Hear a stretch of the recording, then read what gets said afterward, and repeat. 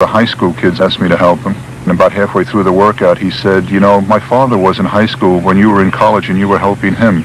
I asked him, please, you know, delay having children because I don't want to be working with your children quite so early. Right. President Eisenhower was in his first term, and defending Olympic discus champion Mack Wilkins was a toddler when Al Oerter won his first Olympic gold. 1956 was to be the first of 4 gold medals for this human time machine. 4 consecutive gold medals, a feat unmatched in Olympic history. Today, Al Oerter is back in competition, not as an ancient relic seeking a last chance for glory. Al Oerter is back as a viable threat to win an unprecedented 5th gold medal at Moscow. Now, at age 43, freight train arm has returned to the discus ring. With advanced technique and an ironclad will to hold his own with athletes young enough to be his children.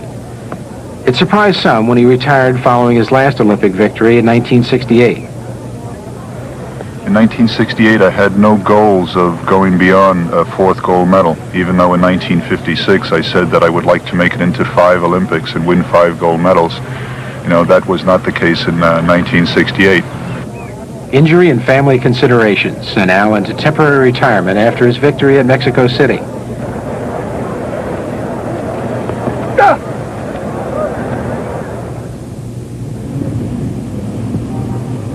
I'm a member of Grumman Data Systems, which is a fairly large computer company on Long Island. I'm a manager of data communications, which is a high technology area that deals with communicating computeries from one part of the country to another. How's it going, Ken? Oh, pretty good. You got problems, I understand. Yeah, having problems on this IMS line. I don't think you have much on that. No, we have 14 terminals on here. Have you given it to New York Tel? Well, you gotta get that. I don't think I've ever taken a tremendous amount of time away from the corporation. On the same token, they support me in this type of effort that I'm going through right now, because when you attempt to make an Olympic team, it takes a lot of time.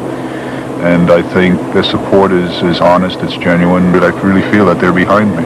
Hey Al, I'm in the computer room, and I'm stuck here with a problem. I want you to call up American Satellite and find out where their proposal is. Okay, they were supposed to get it in 3 days ago. Okay, let me know what's happening, because I'm going to be stuck here in the computer room. I'm down by the communications control area here. One thing hasn't changed. Al Oerter still trains alone. My chances of making the 1980 Olympic team are becoming less remote. This year I've had the best throw of my life at 2:19. I'm learning how to compete once again. That has been the most difficult thing for me to do. I know I'm putting in a great deal of energy, and normally when that happens, I'm successful. Al's comeback is on schedule. He's lifting more weights today than ever before. Right. If I don't make it to the 1980 Olympics, or if I do make it to the Olympics and I don't win a medal, that's not going to diminish what I feel about the sport at all. Well, I have perhaps a different attitude than many athletes, particularly younger athletes that I've been in contact with.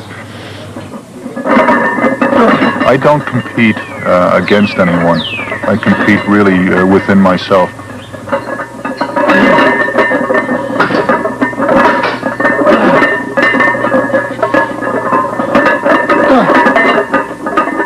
I'm trying to get as good as I can possibly get, and that's all I can expect of myself.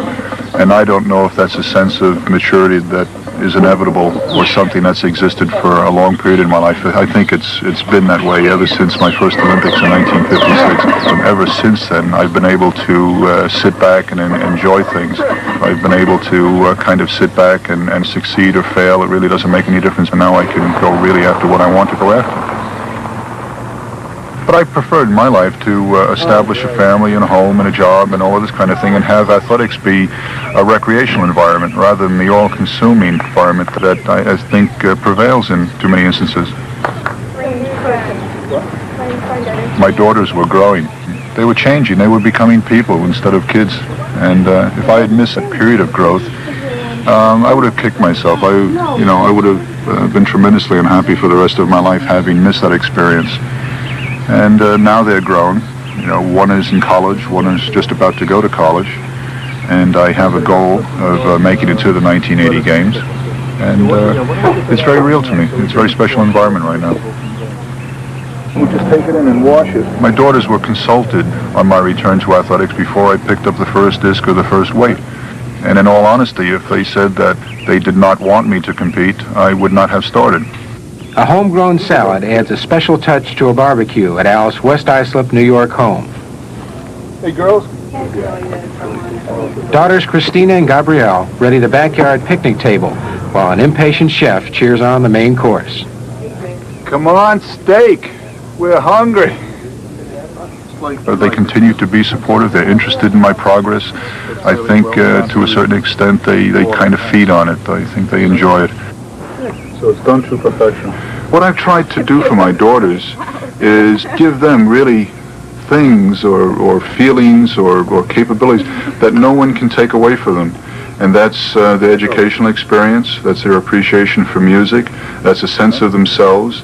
And part of this, I guess, comes from athletics, is the ability to establish goals, to determine where you want to be at a certain time in your life, and actively pursue them.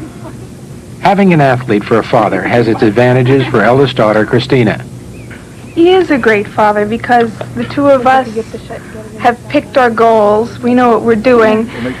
It's a way of life we grew up in. You pick a goal, you strive for it, and you go to win. Are you going to show us your gown later? He's competing against sons of his old competitors. And it's really amazing that he's competing against a second generation.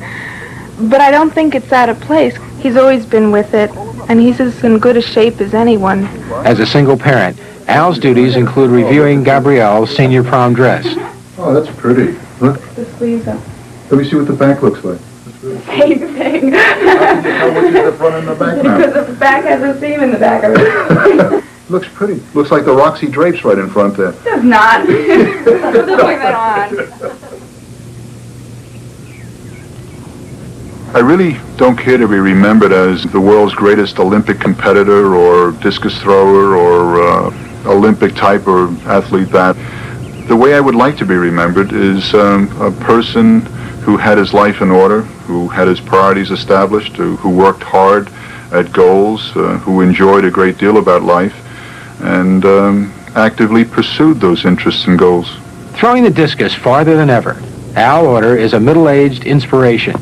Somehow, whether he wins in Moscow or even makes the U.S. Olympic team is not the real issue. His effort alone is a triumph. For most of your working life, you've been pouring money into Social Security. But when you retire, your monthly Social Security check may seem like a drop in the bucket compared to what you've been living on.